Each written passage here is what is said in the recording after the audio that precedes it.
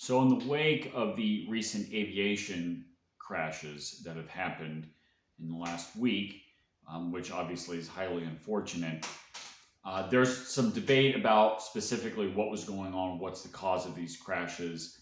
I highly suspect that the one in the Reagan International Airport with the helicopter, that there was some shenanigans at play with that.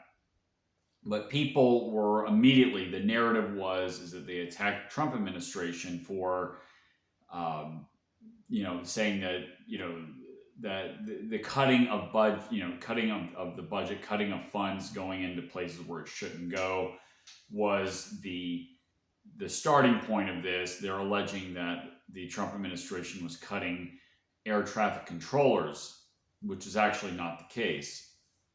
But some other claim that people have made is that part of the problem is diversity hires, and yes, that is a problem everywhere. I didn't think very much of that in with regard to these aviation crises, because it didn't seem like that these crises were as a result of diversity hires. This is just, in the case of the Reagan International incident, this was a shenanigan. Either that helicopter got hacked into, it was remote controlled.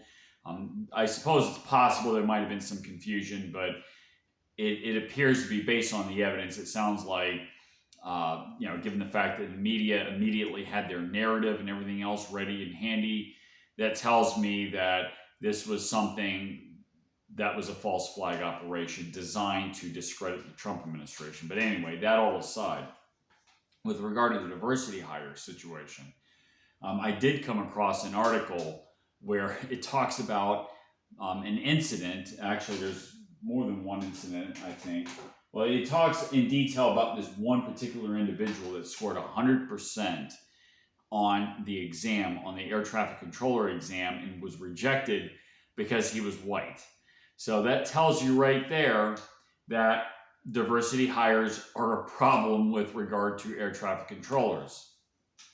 Now, a position like that is absolutely critical. I mean, you're talking about, many lives at stake with this. So you can't just, you have to hire based on competency. Now, again, flying is still pretty safe. Obviously, they still have very high standards for who gets in there. But, a person's race should not matter at all with regard to something like that. Just like in California with the firefighters. People don't need, female or trans firefighters. They need people who are capable of doing that job to do that job. So anyway, I'll post a link in the description below.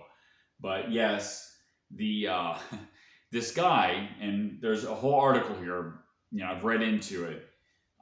So he says that he was rejected because he was white, despite the fact that he scored 100% on the exam. So yeah, I'm glad that this type of stuff is on its way out right now.